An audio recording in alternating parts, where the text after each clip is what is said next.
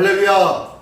할렐루야! 오늘도 함께 하신 주님을 찬양합니다. 이 시원시원하게 된 이 가을날에 우리 주님의 몸된 교회로 달려나온 귀한 발걸음마다 주님의 놀라운 은혜와 주님의 놀라운 역사하심과 주님의 그 뜨거운 사랑의 손길이 함께하는 복된 삶이 되시기를 예수님의 이름으로 축원합니다. 아멘. 오늘도 주님께서 이 자리에 우리를 불러주셨으니 부름받은 우리 모든 신령마다 부름받은 사명을 가지고 하나님의 거룩한 소망의 마음을 가져야 할 줄 믿습니다. 예. 자, 오늘 그래서 오늘 말씀의 제목 읽어보겠습니다. 시작. 네. 자, 부르심의 소망은 여러 가지일 수도 있겠지만요, 오늘 말씀 속에 두 가지를 얘기하고 있어요. 사실은 세 가지인데 두 가지로 잘라버렸습니다. 자, 부르심에 대한 이 두 가지 소망을 같이 나누기를 원합니다. 이런 책이 있어요. 저 읽어보지 않았어요? 네, 읽어보지 않았습니다. 저는 별로 이런 쪽의 장르의 책하고는 별로 친하지 않기 때문에 읽어보지는 않았는데 이런 책이 있습니다. 한번 책 제목 위에 있는 이 글자들이 책 제목이에요. 한번 읽어볼까요? 시작. 개와 사람의 행복한 동행을 위한 한 뼘 더 깊은 지식. 예. 개와 사람의 행복과 행복한 동행을 위한 한 뼘 더 깊은 지식이래요. 개와 사람의. 이제 반려인 시대입니다. 반려인. 예전엔 함께 내가 기르고 있는 강아지를 가르쳐서 뭐라고 하죠? 반려견. 고양이는요? 반려묘라고 하는데요. 이제 반려견, 반려묘 이렇게 따지기가 어려우니까 반대로 향하고 있습니다. 개가 됐든 고양이 됐든 뭐 이구아나가 됐든 간에 어쨌든 반려동물을 가지고 있는 사람 해서 반려인에 대해서 이야기합니다. 예전 같지 않아요. 이제는 사람이 반려견, 반려묘가 아니라 반려인이 되어버렸습니다. 사람이 반려인이 됐어요. 누구와 반려생활, 동반해서 생활한다는 거예요? 누구와 함께? 네. 동물들과 함께하는 사람의 옆에서 사람의 위로가 되어주고 그리고 기쁨이 되어주고 그리고 심심치 않은 재밌거리가 되어줄 수 있었던 애완동물이 이제는 바뀌어져서 저는 반려인이라는 이 단어를 보면서 사람이 그러면은 강아지와 고양이의 애완인이 되었구나, 재밌거리가 되었구나 라는 그런 어감으로 느껴져가지고 이건 좀 이라는 마음이 들어요. 그런가요? 그렇지 않으세요? 모르겠어요. 저는 약간 그래서 이제 아무튼 동물들 뭐 이렇게 반려묘, 반려견 반려 여러 가지 동물들을 가지고 있는 그런 사람을 가리켜서 반려인이라고 합니다. 대한민국에 몇 명이냐 봤더니요 1546만 명이래요. 1546만 명. 대단하죠? 우리나라 인구가 몇 명이죠? 5천만이 조금 넘어가죠? 5천만 명이. 5천만 명이 조금 넘어가는데 1546만 명이래요. 약 30%가 우리나라 인구의 30%가 반려견, 반려묘, 반려동물을 가지고 있다는 거예요. 대단하죠? 3명 중에 1명은 가지고 있대요. 우리 교회는 이제 조금 많지는 않겠지만 우리 교회는 별로 많지는 않네요. 그죠? 많지 않으신 것 같아요. 근데 아무튼 지나가다가 3명 중에 1명은 반려견이나 반려묘를 가지고 있대요. 근데 5,100만 명의 우리 대한민국 국민 중에서 1,546만 명이 되어진다면 30%가 정도 된다면 어떻게 따지고 보면요 한 집안에 한 마리씩 있는 것 같기도 해요. 그죠? 3분의 1 아니에요. 한 가족에 이제 요즘은 이제 핵가족 시대가 되어서 이제 물론 세대 수가 많이 줄어들었죠. 예전에는 뭐 한 세대 하면은 4명에서 7명 정도는 되잖아요. 최소한 할아버지 할머니 아이 2명 3명 두세 명 그다음에 부부 있으니까 한 7명 정도는 한 가족이 되어져요. 기본적으로 그랬었던 것 같아요. 근데 요즘은 핵가족입니다. 부모님 따로 자식들 따로 그러다 보니까 2명 정도 2명, 그리고 어린아이들이 있으면 그런 집은 아이들과 함께 할지 몰라도 어느 정도 아이가 크면 전부 다 바깥으로 나가요. 다 혼자 살아요. 그러다 보니까 세대 수가 너무너무 많이 늘어난 것 같습니다. 한 세대, 한 세대, 1인 세대의 가정이 너무 많이 급작스럽게 늘어난 것이 사실이기도 합니다. 자, 이런 시대에 우리가 살고 있는데, 그 가운데 반려인 수가 3분의 1이래. 어마어마하게 많은 사람들이 강아지와 고양이와 여러 가지 동물들을 키우고 있다는 얘기예요. 근데 오늘 이 개와 사람의 행복한 동행을 위한 한 뼘 더 깊은 짓이 책을 쓴 사람이 누구냐면요, 마크 베코프라는 사람인데 동물학자이고 작가입니다. 한 40년 동안 이 동물에 대해서 연구하고 했던 사람이래요. 그 중에서 그러다가 동물을 연구하다가 자기가 동물에 대해서 더 알고 싶어서 그 애완견을 기르기 시작했다는 거예요. 근데요, 애완견을 기르다 보니까 몰랐던 부분들을 더 많이 알게 되어지고, 그러다 보니까 이 강아지가 너무너무 사랑스럽고 너무너무 귀하게 여겨져서 더 알고 싶어졌다는 거예요. 전에 내가 알고 있었던 기본 지식, 그래도 이쪽에 학자인데, 동물 학자인데 얼마나 많은 지식을 갖고 있겠어요? 근데 그럼에도 불구하고 그분은요, 이 동물을 키우다 보니까 더 알고 싶은 마음이 생기더라는 거예요. 그러면서 이런 책 저런 책 여러 책을 쓰기 시작했던 한 분이 바로 이분입니다. 이 마크 베코프라는 사람입니다. 이 마크 베코프라는 이 사람의 책, 이 개와 사람의 행복과 행복한 동행을 위한 한 뼘 더 깊은 지식이라는 이 책에 대하여서 이 최재천이라는 분이 감수를 했는데요. 이분은 어떤 분이냐면 지금 이화여대의 석좌 교수로 계신 분이고, 과거에 그 하버드대에서 박사학위를 받으신 분이에요. 우리나라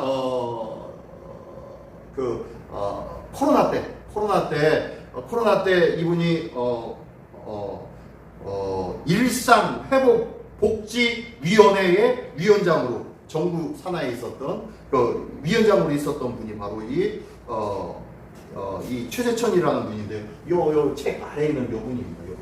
여분인데, 여분이 이제 추천서를 쓸 때 뭐라고 썼냐면은, 이 책은 우리 개의 진짜 속마음을 알 수 있는 책이다 라고 하면서, 이 책을 보면은 우리 개의 속마음을 알 수 있대요.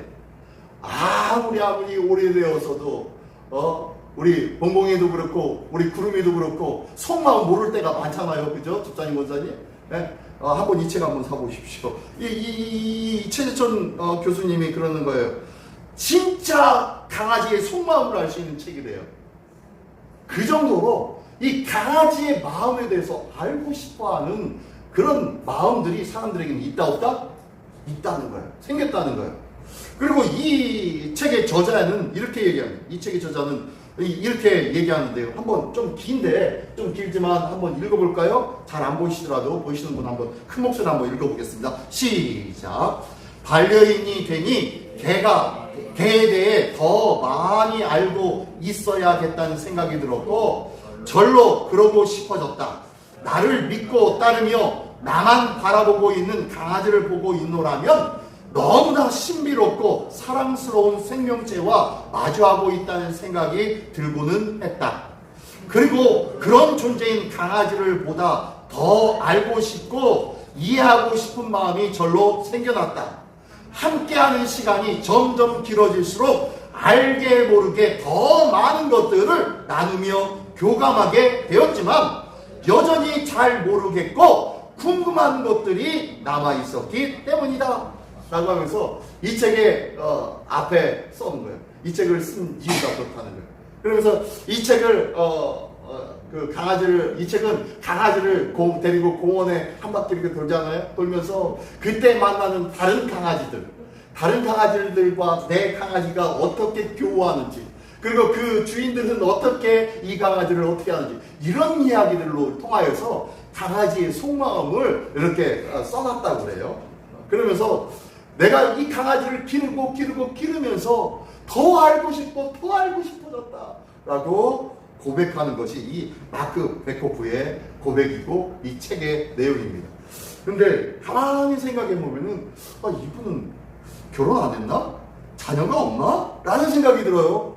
자녀를 보아도 이 아이들에 대한 더 알고 싶은 마음 생기는데 왜 아이들한테, 나의 자녀들한테는 이런 마음이 생기지 않고 이 강아지한테는 생기게 되었을까요? 한번 이런 생각을 해봤어요. 그죠? 여러분들은 어떠세요? 한번 이 말을 듣고 여러분들은 어떠세요? 혹시 이제 다 뭐 장성한 자녀들이겠지만 그 자녀들이 자라오면서 그들의 생각하는 것들, 그들이 왜 저런 행동을 하나 라는 것에 대해서 알고 싶은 마음이 있으셨죠? 네, 그때마다 있으셨어요. 그런 마음 때문에 막 마음이 끓이고 막 그냥 고민하고 저놈의 자식을 살려 죽여 라고 하면서 막 어찌할 바 모를 때도 많이 있었잖아요. 그죠? 그렇지만 알 수가 있다 없다? 없었던 것이 우리의 자녀들의 마음. 사춘기를 지나가면 사춘기 때는 절대 건드려서는 안 돼요. 그냥 그러니 이래도 저래도 그러지 마. 이런 소리나 가끔 한두 번만 해주고 절대로 건드리지 말아야 할 사춘기를 보내고, 그리고 그들이 커가면서 언제쯤 철이 들겠지 라고 기대하면서 철들 때만 기다리면서 자녀들을 바라보며 여러분들 그렇게 키우지 않으셨습니까? 저도 그래요. 저도 똑같이 저희 두 아이들 그렇게 길렀고요. 나중에 사춘기 지나니까요, 말 한마디 건네기가 무서워요. 잘못해가지고 저 아이 또 삐져가지고 엉뚱한 생각하고 또 이랬네 저랬네 하면서 또 아들하고 아버지 간에 또 적질까봐 아주 불안해가지고요. 조심조심 키웠던 것이 자녀들 아닙니까? 근데 나중에 때가 되니까 다시 돌아오더라고요. 그의 마음과 생각들이 이제 그것이 철이라는 거죠. 이제 철이 하나씩 들다 보니까 이제 아버지가 왜 저렇게 사는지, 어머니가 왜 저렇게 사는지 슬슬 이해하기 시작합니다. 그러면서 아이고 왜 그러셨어요? 힘드세요? 좀 더 운동하셔야 돼요 아버지 라고 하면서 그런 얘기를 하는 이야기가 왜 그래요? 아버지에 대해서 알고 있다는 거예요. 이해하게 됐다는 거예요. 그죠? 이런 이야기를 하면서 이제 아이고 우리 아들들이 많이 컸구나 라고 하면서 마음의 위로도 되기도 합니다. 그런데 이런 경험을 하지 않았나? 이 마크 베거프는 유독 반려동물을 통하여서 이런 마음을 갖게 되었대요. 보니까요, 그런 존재의 강아지를 보다 더 알고 싶고, 이해하고 싶은 마음이 절로 생겨났다 라고 하네요. 왜 그럴까요? 왜 이런 마음이 들었을까요? 이 동물은, 이 강아지는 내가 어떻게 해줘야 되니까? 케어를 해줘야 돼. 보호해줘야 돼. 내가 먹여주고, 입혀주고, 씻겨주고, 관리를 해줘야 되는 존재예요.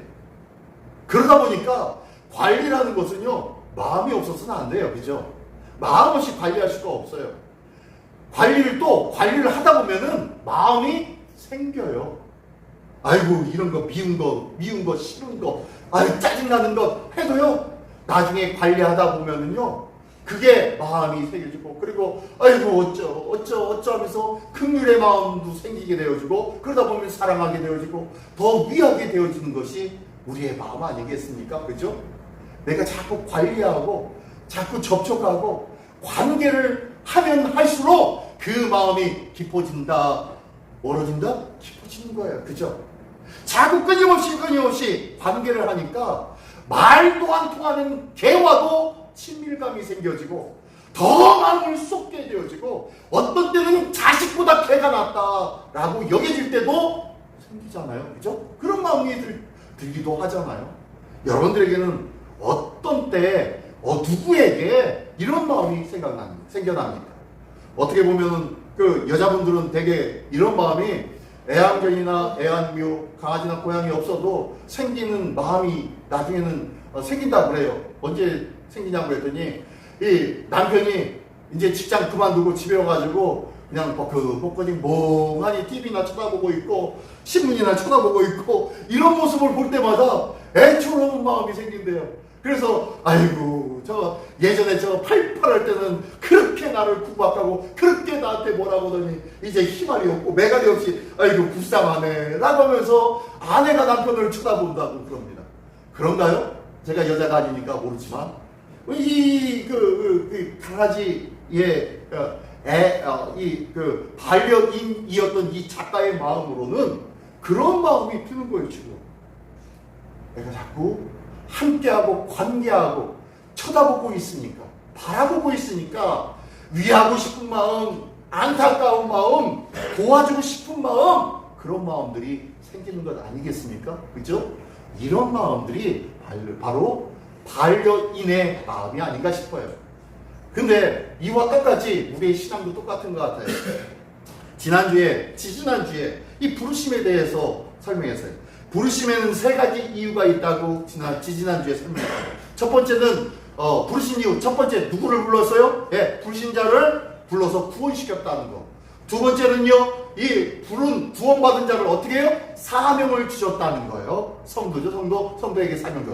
세 번째는 뭐예요? 예, 그들에게 하나님의 나라의 거룩한 백성이 되어질 수 있도록 어떻게 만들어 주셨어요? 내가 거룩하니 너희도 거룩할지니라 라면서 거룩하게 만들어 주셨다는 거예요. 이게 바로 하나님께서 우리를 부르신 이유예요.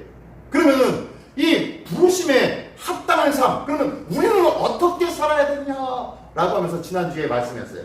부르심에 합당한 삶은 첫 번째, 하나님께서 나에게 부르신 사명, 성도에게는 사명을 준다고 했죠. 모든 자에게 사명을 준다고 했죠. 이 사명을 어떻게 해요? 아는 것, 깨달아 아는 것이 성도의 첫 번째 삶이라는 거예요. 합당한 사명. 두 번째는요, 그 깨달음을 어떻게 해요? 순종하는 것. 하나님께서 내게 사명 주신 것을 알고만 있는 것이 아니라 그것을 지켜 순종하며 사는 것이 바로 부르심에 합당한 삶이라고 했어요. 세 번째로는요, 이것이 저의 인생의 기쁨이 되는 거예요. 하나님의 말씀에 순종하며 사는 것, 이것이 내 인생의 기쁨인 거예요. 세상에 높은 위치와 많은 황금을 취하는 것이 나의 기쁨이 아니라 하나님의 주어진 사명을 감당하며 하루하루 묵묵히 살아가는 것, 이것이 기쁨이 되는 인생, 이러한 삶이 바로 부르심에 합당한 삶이라고 지난주에 말씀드렸어요. 그죠?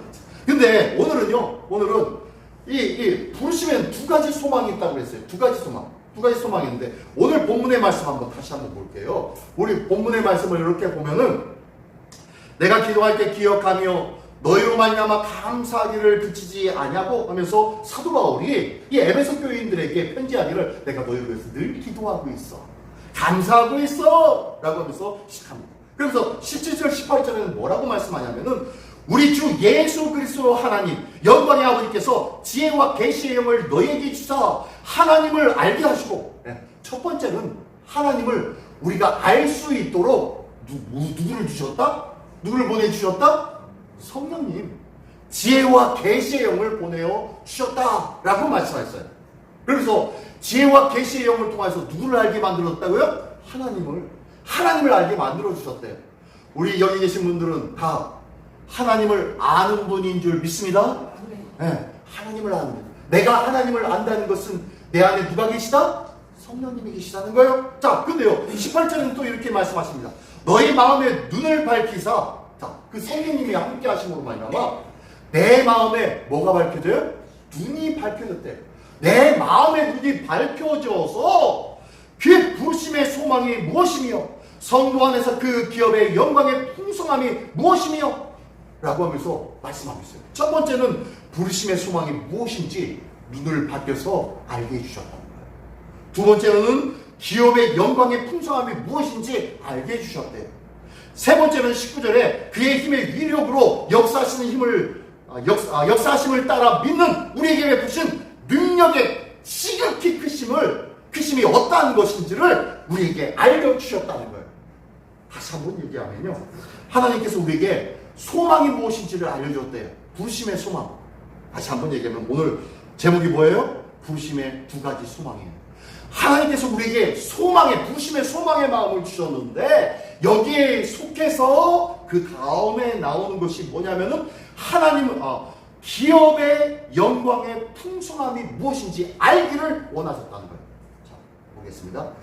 성령님을 우리에게 보내어 주셔서 성령으로 하나님을 알게 하시고 그 다음에 마음의 눈을 밝혀 부르심의 소망이 무엇인지를 우리에게 갈급한 마음을 주셨다는 거예요. 내가 하나님 앞에 왜 부름을 받았을까? 나는 오늘 거룩한 주일날 남들 다 집에서 뻥뻥 잠자고 있는데, 남들 놀러 가고 싶은 거 놀러 가고 있는데, 남들 편하게 맛있는 거 먹고 있는 이 시간에 나는 왜 하필이면은 아이고 그 치무한 소리만 버럭버럭 지르고 있는 저 목사님 밑에 와가지고 그냥 죽은 듯이 뭐라고 하는지 그냥 소리만 들어야 되나 라고 여겨지는 이 자리에 왜 왔냐는 거예요. 하나님께서 왜 이 자리에 부르시셨냐는 거예요. 하나님의 부르심의 소망이 무엇인지 알기를 원한다는 거예요. 그걸 위해서 성령님을, 지혜와 지혜의 영이신 성령님을, 지혜와 계시의 영이신 성령님을 우리에게 보내어 주셨다는 거예요. 예수 그리스도를 주로 시인한 자마다 하나님의 성령님이 그 안에 계신 줄 믿습니다. 내가 예수 그리스도를 고백할 때는 내 안에 성령님이 계신데, 내가 오늘 이 자리에 올 수 있도록 성령님이 역사하셨는데, 그렇다면 성령님을 통해서 내가 이 자리에 오게 된 이유가 무엇인지를 제대로 알자는 거예요. 그러면서 말씀하는 것이 첫 번째 뭐냐면은 그 기업의 영광의 풍성함이 무엇이며, 그리고 두 번째는요, 능력이 지극히 크심을 알게 되기를 원한다는 거예요. 하나님의 능력이 얼마나 크신지.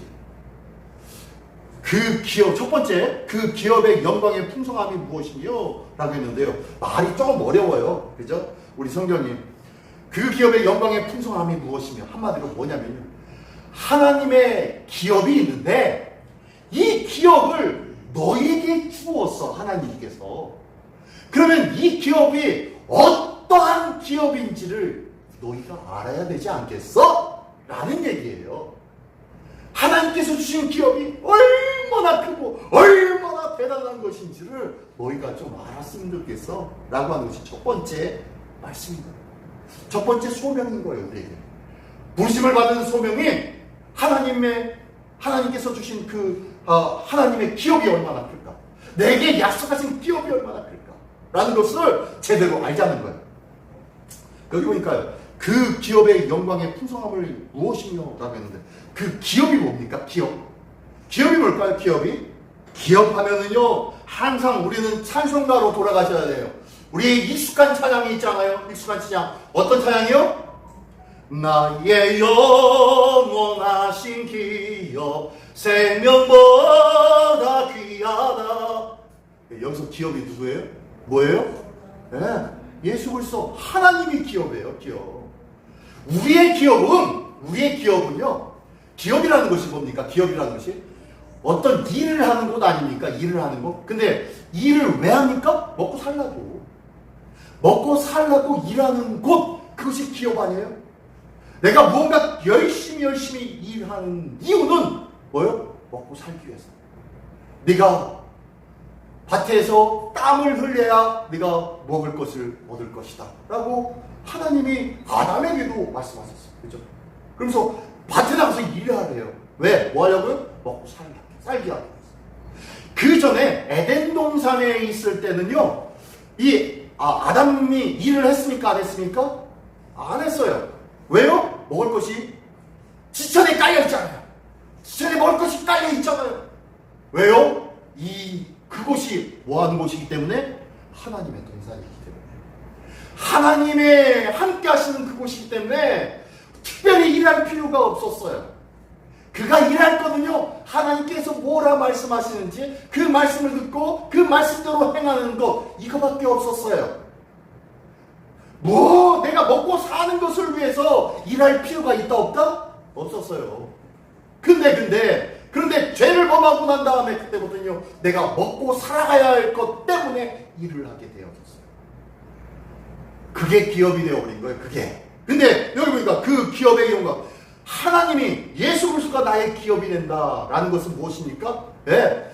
내가 예수 그리스도를, 하나님을 의지할 때, 하나님과 함께 할 때, 마치 에덴 동산에 아담과 하와가 있었을 때 일을 하지 않고 지천에 깔려있는 많은 먹을 것을 통하여서 그들이 먹고 살 수 있었던 것처럼, 예수 안에 거할 때, 하나님 안에 거할 때에 우리는요, 우리 하나님께서 먹여주시고 입혀주신다고 말씀하시는 거예요.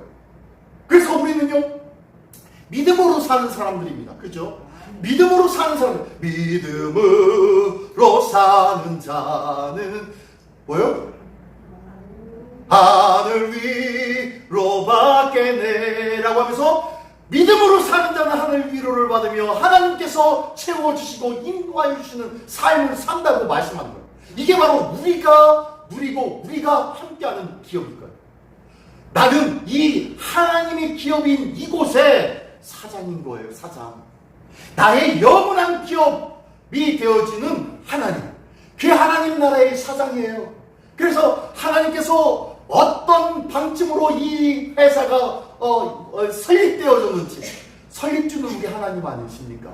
이 하나님께서 세우신 그 목적을 알고 그 목적을 따라서 경영하며 살아가는 것, 이게 바로 하나님을 기업으로 모신 자의 삶을 살아가는 거예요. 다시 한번, 그 기업의 영광의 풍성함이 무엇이며 라면 하나님과 하나님의 나라가 바로 그 기업이 되는 거예요. 그러므로 우리는요, 우리가 바라보고 소망하는 것들 중에서 이 기업이 얼마나 큽니까? 이 하나님이 얼마나 크신 분이십니까? 하나님의 나라가 얼마나 화려한 나라입니까? 그죠? 그 나라의 영광의 풍성함이 누구의 기업이다? 나의 기업이라는 거예요. 나의 기업. 이 하나님과 하나님의 나라가 내 거라는 거예요. 나의 하나님이시라는 거예요. 나의 하나님. 우리 하나님은 죽은 자의 하나님이 아니요 산 자의 하나님이시라고 하는 줄 믿습니다. 내가 주 안에 거하고 있다면 나는 산 자요, 또한 산 자의 하나님이신 하나님이 나에게 함께 하시어서 하나님의 나라를 우리에게 허락하여 주셨다는 거예요. 그래서 그 하나님과 하나님의 나라가 나의 기업이라는 것을 안 사람은 얼마나 그 기업이 영광스럽고 풍성한지를 아는 거예요. 오늘도 하나님을 나의 기업으로 깨닫고 하나님의 나라를 누리며 살아갈 수 있는 우리 모두가 되기를 원합니다. 아멘. 예, 그러한 믿음의 삶이 우리 모두에게 있기를 원합니다. 그리고 두 번째로는요, 능력이 시급히 크심을 알되 라고 합니다. 이 능력은 어떤 능력일까요? 어떤 능력?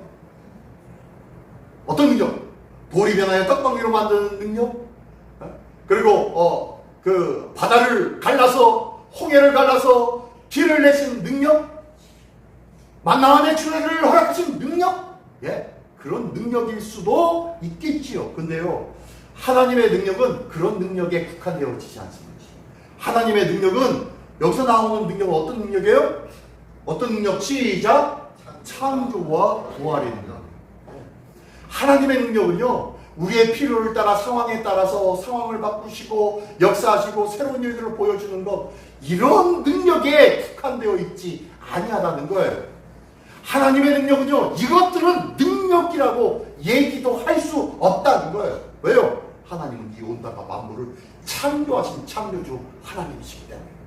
그리고 이 땅에 그 어느 누구도 이길 수 없었던 사망 것을 이기게 하여 주시고 부활 승천케 만들어 주신 하나님의 능력이라는 거예요. 새 생명을 허락하신 능력이라는 거예요. 생명의 주관자가 하나님이시라는 거예요. 과학적으로 이 생명에 대해서 풀어나지 못합니다. 아직까지. 이 과학적으로 이 생명이라는 이 자체를 해석할 수도 없고 이해할 수도 없는 것이 생명이라는 거예요. 기억하십시오. 아무리 단백질을 이렇게 잘 조합해가지고 아메바와 같은 그런 객체의 아미노산으로 만들어서 어떤 생명체인 세포로, 아주 간단한 기본 세포로 발전시켰을까요? 아니요, 못했어요. 이 단백질을 만들어서 아미노산까지는 만들었는데요, 아미노산으로 이 단백질의 근간이 아미노산입니까? 이 단백질의 근간이 이 아미노산을 단백질로 만들어서 생명을 부여하지는 못했다는 거예요. 단백질처럼 만들기는 했지만 단백질이 생명이 되지는 못했다는 거예요. 왜요? 과학적으로 어떻게 할 수가 없어요. 왜요? 생명은 누구의 손에 달려있기 때문에 하나님의 손. 그 어느 누구도 이 생명에 관하여서 관여할 수가 없다는 것을 기억하십시오. 하나님의 능력은 바로 창조의 능력뿐만 아니라 새 생명의 능력이라는 거예요. 부활의 능력이라는 거예요. 이게 바로 하나님의 능력입니다. 성령님을 통하여서 이 두 가지를 알게 하기를 원하였고 이것이 부르심의 소망이 되기를 원하셨다는 거예요. 자, 그 기업의 풍성함을 알라. 하나님의 자녀로, 그 하나님의 상속자로, 유업을 이을 자로 우리가 자녀되었다는 것을 알아는 거예요. 하나님의 기업은, 그래서 하나님의 기업을 우리가 받을 텐데 하나님의 기업은 땅의 재산처럼 없어지거나 줄어드는 것이 아니라 영원히 썩지 않고 변하지 않는 기업이 바로 하나님의 기업이에요.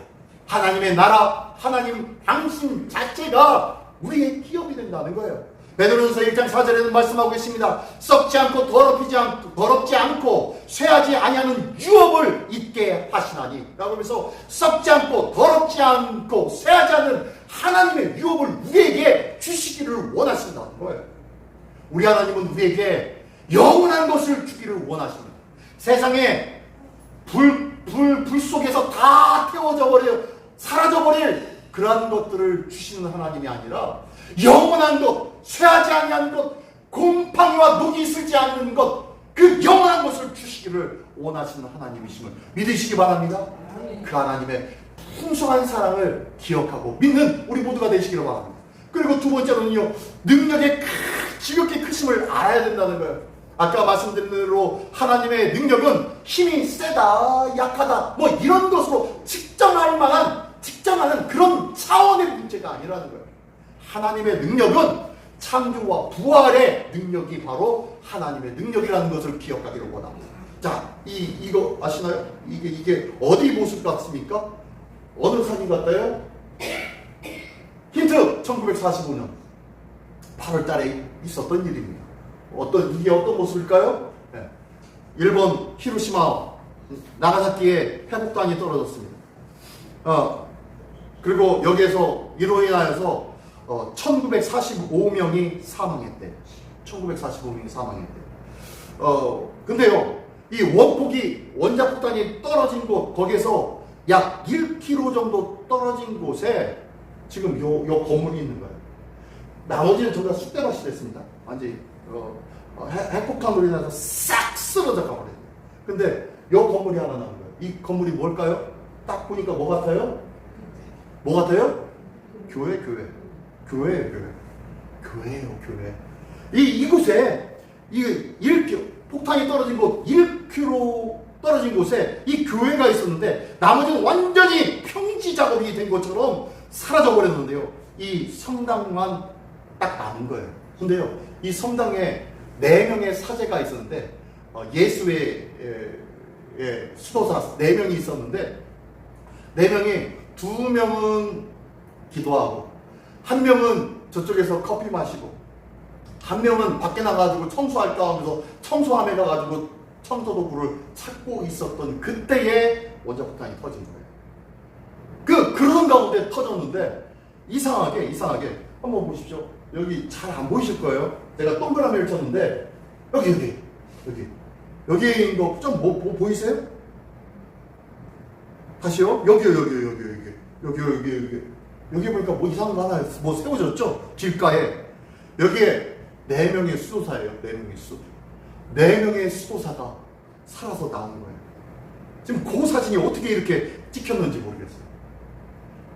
이게 아주 뭐 거의 당시 해외 토픽이 되어서 이 사람들이 이야기하기를 뭐라고 하냐면 우리는 매일 하나님 앞에 기도한 것밖에 없습니다.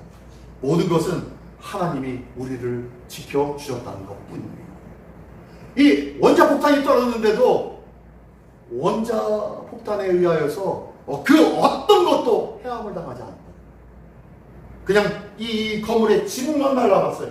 지붕만 날아가지고 이 사람들은 어떤 뭐 방사능에 오염이 되든지 뭐 이런 것들이 전혀 그렇지 않았어요. 처음에 이게 어디서 검색을 하다가 나왔는데 8명의 독일 예수의 신부들이라고 해가지고 진짜 인터넷에 그런가 하고 찾아봤더니 사진까지 나오면서 8명이 아니라 4명이 나오더라고요. 이 4명의 사람으로 말미암아 하나님이 함께 하신 것들을 보여주고 있는 것이 바로 이 역사예요. 하나님께서 오늘도 살아계셔서 우리와 함께 하심을 믿으십니까? 그렇다면 걱정하지 마십시오. 염려하지 마십시오. 하나님께서 오늘 우리에게 부르신 그 두 가지 소망을 기억하시기 바랍니다. 첫 번째, 그 기업의 풍성. 하나님은 풍성하신 하나님이심을 믿습니다.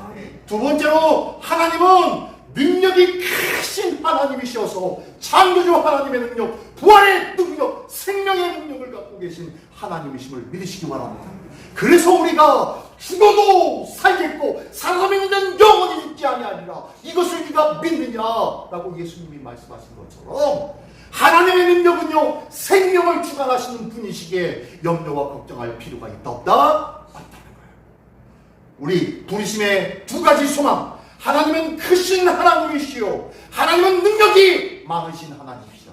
이 놀라운 두 가지 소망을 가지고 오늘도 이것을 알고 믿고 이것을 의지하여서 믿음으로 승리하는 우리 모두가 되시기를 예수님의 이름으로 축원합니다. 기도하겠습니다. 지하다 목소리 기도할 때, 하나님, 오늘도 우리와 함께 하신 하나님, 그 하나님이 얼마나 크신 하나님이신지, 그리고 그 하나님의 능력이 어떠한 하나님이신지, 나의 상황과 형편 때문에 하나님을 향해서 하나님 왜 내가 이렇습니까? 하나님 왜 내가 이렇습니까? 라고 불평불만할 때도 있겠지만, 하나님은 어떤 분? 크신 분이시요 능력이 많으신 분이시라는 것을 다시 한번 기억하며 이것을 소망을 삼고 기도하는 자, 승리하는 자 되게 하여 주시옵소서. 이를 위하여 다 같이 한 목소리로 기도하겠습니다. 기도하겠습니다.